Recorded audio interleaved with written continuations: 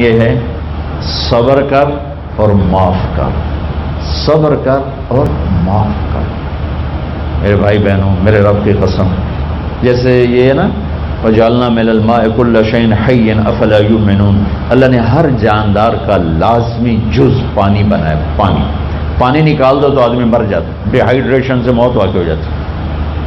ہر جاندار کا لازمی جز پانی، دین کی تمام صفات کا لازمی جز صبر۔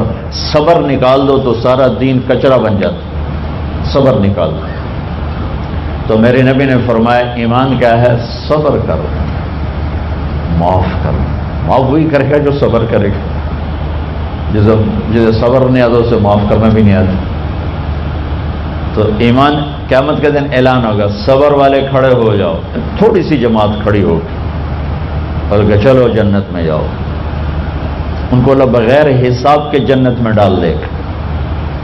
اور جب آپ صبر کرتے ہیں تو ایک طاقت بنتا ہے، لوگوں کی منفی چیزوں کو آپ اپنے اندر سہتے ہیں، برداشت کرتے ہیں۔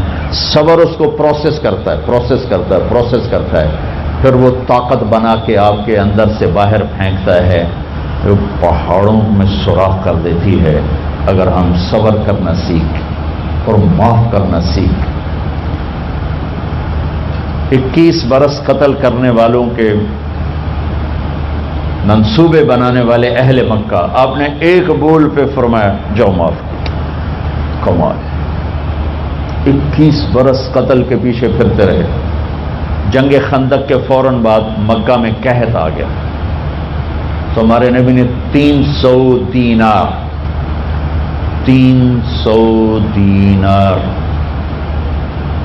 کوئی 10-15 لاکھ روپیہ بنتا ہے، آپ نے مکے میں ابو سفیان کو بھجوایا جو جنگ خندق کا سالار بن کے آیا تھا۔ آپ نے کہا مکے والوں میں قحط ہے، ان کو کھانے کھلاؤ میری طرف سے۔ تو ابو سفیان کہنے لگے واہ محمد تیرے قربان جاؤں، ہم تجھے قتل کرنے کے پیچھے پھر رہے ہیں، تو ہمیں کھانے کھلاتا کرتا ہے۔ یہ میرے نبی کے اخلاق ہے، میرا نبی کو معاف کرنا ہے۔ آپ سوئے ہوئے ہیں، آپ کی تلوار اٹھا کر ایک بدو نے آپ کے پسلی میں ماری، آپ اٹھ کے بیٹھ گئے، تو کہنے لگا کون بچائے گا، یعنی میں تیار ہو جا۔ تو آپ نے کہا اللہ، جب آپ نے کہا اللہ تو اس کا ہاتھ کانپا اور تلوار گر گئی۔ تب آپ نے اٹھا لی، آپ نے ایسے سیدھی کی، اب تو بچا، تو بتا تجھے کون بچائے؟ وہ کہنے لگا میں تو ہی بچاؤنا ہے، اور کہیں بچاؤنا۔ تو آپ نے کہا کلمہ پڑھتے ہو؟ کہنے لگا نہیں پڑھتا۔ اب تو آپ اس کی گردن اڑوا دے، یہ خود ہی اڑا دیتے، جو کہہ رہا میں کلمہ نہیں پڑھتا ہوں۔ قتل کے ارادے سے آنا ہی اس کے قتل کے لیے کافی تھا۔ آپ نے فرمایا کلمہ پڑھتے ہو؟ کہنے لگا نہیں۔ آپ نے کہا جاؤ معاف، جاؤ معاف، صحابہ کے سامنے جاؤ معاف۔ انسان اور خطا لازمی ہے، اگر معاف کرنا نہ سیکھا تو ہم خود ہی دکھی ہو کے رہ جائیں گے۔ لوگوں کے زخم بھلا دو، اللہ پہ ڈال دو، اللہ صلہ دے گا، زندگی پرسکون ہو جائے گی۔ دیکھو ہم اپنے یہ کرتے پر داغ نہیں لگنے دیتے، اپنے بس سے داغ۔ کھانا کھانے بیٹھو نیپکن، یہ دیکھو ابھی نیپکن پڑے ہوئے ہیں، رکھو اگو رکھو توڑے چولے تو کوئی سالن نہ ڈھے پاوے، ٹھیک، یہ تو پھر بھی دھل جائے گا۔ لیکن یہاں داغ لگا، کبھی نفرت کا، کبھی غصے کا، کبھی انتقام کا، کبھی حسد کا، کبھی بغض کا، کبھی کینے کا۔ انسان سب سے زیادہ اپنی ذات سے محبت کرتا ہے۔ یہ معمولی سے کپڑے کو داغ سے بچاتے ہو، جو سب سے قیمتی چیز ہے دل، جو بادشاہ ہے، اسے بھی تو صاف ستھرا رکھو۔ جیسے ہم لاکھ زور لگا لیں، ہم کپڑے کو میل سے نہیں بچا سکتے، لاکھ زور لگا لو، لوگوں کے منفی رویے آپ کو توڑے بغیر نہیں چھوڑیں گے۔ لہذا کیا کرو؟ نبی والا معاف کرو، معاف کرو، دل کو صاف کرو، دل کو صاف کرو، دل کو صاف کرو، صبر کرو، معاف کرو۔ میرے نبی نے فرمایا، میرے بیٹے انس، ایک بہت بڑی سنت بتاؤں، بہت بڑی سنت، داڑھی سنت ہے، پگڑی سنت ہے، سفید لباس سنت ہے۔ بہت بڑے کا لفظ مجھے یہیں یاد ہے، ہو سکتا ہے کہیں اور بھی ہو۔ میرے بیٹے انس، ایک بہت بڑی سنت، اگر تو یہ سنت پہ عمل کر گیا تو جنت میں میرا ساتھی ہو جائے گا، جو بھی کر لے، جو بھی، وہ جنت میں میرا ساتھی ہو جائے گا۔ ذَلِكَ مِن سُنَّتِي وَمَنْ أَحَبَّ سُنَّتِي فَقَدْ أَحَبَّنِي وَمَنْ أَحَبَّنِي كَانَ مَعِيَ فِي الْجَنَّةِ۔ میرا جنت کا ساتھی جو اس سنت پہ عمل کر گیا۔ کیا ہے یا رسول اللہ؟ کہ یا بنی ان قدرت، اگر تو کر سکے، اشارہ ہے کام تنو اوکھا دسن لگا سوکھا نہیں ہے۔ ان قدرت، اگر تو کر سکے، ان استطاعت، دو لفظات کہ بیٹے کام اوکھا ہے لیکن دیکھو تمہیں ملے گا کیا؟ جنت نہیں، جنت میں نبی کا پڑوس ملے گا۔ ایڈا بڑا کام تیرا دیکھو نا، 4-5 لاکھ نالتا اتنے ہوں ایک گز نہیں لگتا، تو کوئی بندہ بوجھ پا کے آج ₹1,00,000 کا 2000 گز کا بنگلہ لے دو تو اکثر پاگل خانے کر لو۔ جنت کا مل جانا بھی بہت بڑی بات ہے، پر جنت میں نبی کا ساتھ ملنا کوئی سوکھا کام تو نہیں ہوئے گا، ایک گاری تو پسینہ ہوئے گا۔ آپ نے فرمایا بیٹے ان قدرتا، زور لگے گا، ان تصبح وتمسی، ساری زندگی کرنا پڑے گا، ساری زندگی کرنا پڑے گا۔ داڑھی تو ایک دفعہ رکھ لی ہے، اب تھوڑی صفائی ستھرائی ہے، لیکن یہ روزانہ کرنا پڑے گا، صبح شام کرنا پڑے گا، ساری زندگی کرنا پڑے گا، اور تو اس میں تھکے گا۔ کیا ہے؟ وَلَيْسَ فِي قَلْبِكَ غِشٌّ لِأَحَدٍ فَافْعَلْ، صبح و شام اس دل میں کسی کی نفرت نہ آنے دینا، کسی کے لیے بغض نہ آنے دینا، کسی کا کھوٹ نہ آنے دینا، کسی سے کینہ، غش، سارے الفاظ کو اپنے اندر سمیٹے ہوئے۔ اور میرے نبی کی عجیب بات، لے احد، لے احد، لے احد، کسی بھی انسان، مسلمان نہیں کہا، مومن نہیں کہا، نیک آدمی، نیک عورت نہیں، کسی بھی انسان، لے احدن، آج لے احد 7 ارب انسانوں پہ بولا جا رہا ہے۔ میرے نبی فرما رہے ہیں میرے بیٹے، دنیا کے تمام انسانوں سے دل صاف رکھنا، کیا ہوگا؟ چاہیے تو جنت میں میرا ساتھی بن جائے۔ تو بھائیو بہنوں، ایمان کو مکمل کرنا ہے تو صبر کرنا سیکھو، معاف کرنا سیکھو، چپ رہنا سیکھو۔ ساز خاموش ہیں، فریاد سے معمور ہیں۔ جواب دینا تو کیا مسئلہ ہے، عقل چپ رہنے پہ لگتی۔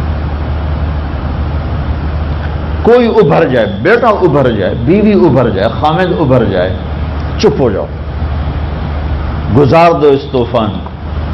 واپسی میں ایمان کی وہ اللہ حلاوت مٹھاس دے گا، ساری زندگی محسوس کرتے پھرو۔ یہ صفت بھی معاشرے میں کوئی نہیں، نہ کوئی معاف کرنا جانتا ہے، نہ کوئی صبر کرنا جانتا ہے۔ تو یہ میں وہ چیزیں بتا رہا ہوں جو معاشرے میں کوئی نہیں ہے، میں اور آپ کر لیں گے تو ہماری قیمت بڑی لگ جائے گی۔ تو اسلام کی ابتدا بھی بتا دی، انتہا بھی بتا دی، ایمان کی ابتدا بھی بتا دی، انتہا بھی بتا دی۔ یہ شروع ہوتا ہے عبادات سے، عقائد سے، اور مکمل ہوتا ہے اخلاق پر، درگزر پر، اخلاق کی تمام صفات پر۔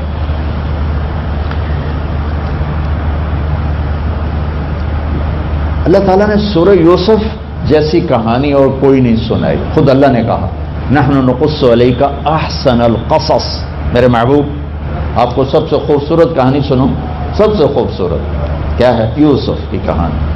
اور کسی نبی کا یوں تفصیل سے چلتے چلتے واقعہ پورے قرآن میں اور کہیں نہیں جیسے یوسف علیہ السلام کی کہانی۔ یوسف علیہ السلام کے بھائیوں کے ظلم کی وجہ سے 40 سال ان کو در بدر ہونا پڑا، 40 برس گھر سے جدا رہے، پھر تہمت لگی، زلیخا نے تہمت لگائی، اور پھر جب وہ عورتوں میں بھی بات پھیل گئی کہ مجرم تو یوسف نہیں، مجرم تو زلیخا ہے، تو تھوڑی بدنامی ہونے لگی، تو انہوں نے یوسف علیہ السلام کو گدھے پہ بٹھا کے منہ کالا کر کے پورے شہر میں چکر لگوایا اور پیچھے اعلان کروایا ھذا جزاء من اراد بسیدہ سوء، جو اپنے آقا سے برائی کرے اس کی یہ جزا ہے۔ یہ بازار میں نبی ابن نبی ابن نبی ابن نبی گدھے پر پھرایا جا رہا، پھر جیل 309 سال بضع سنین۔ جن بھائیوں نے یہ دکھ پہنچایا تھا ان کے ساتھ کیا ہونا چاہیے تھا؟ میں صرف ان کا اب جملہ بتاتا ہوں جو یوسف علیہ السلام نے جب اپنا تعارف کا، جب بنیامین کو روک لیا، اب پیچھے بھائیوں نے جا کر بتایا کہ بنیامین نے چوری کر لی تھی، اس کو وہ روک لیا ہے وزیر خزانہ نے۔ یعقوب علیہ السلام نے فرمایا کہ نہیں بیٹے میرا یہ خط لے جاؤ اور اس کو دے دو تو وہ امیدیں چھوڑ دے گا۔ تو وہ خط ایک بڑا دردناک، تو بڑی تحریر تھی، لکھا تھا عزیز مصر کے نام، ہم انبیاء کی اولاد شروع سے ہی آزمائش کی بھٹی میں ہیں۔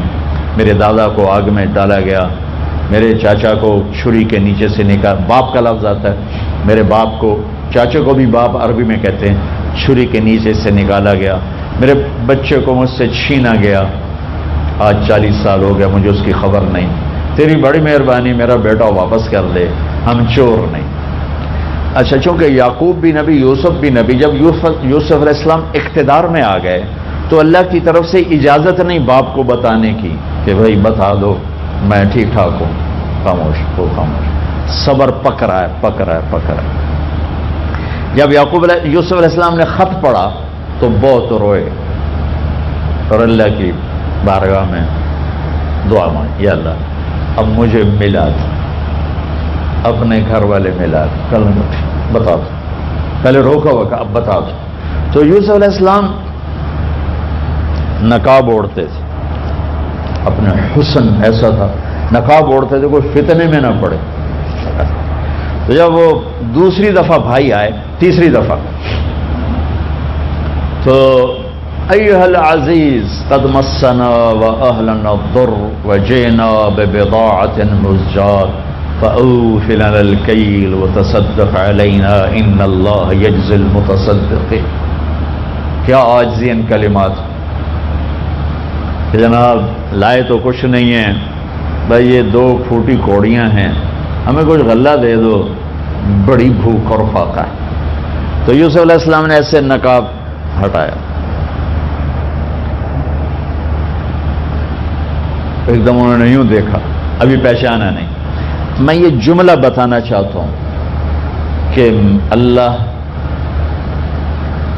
سبحان، انبیاء کے اخلاق کیا ہوتے۔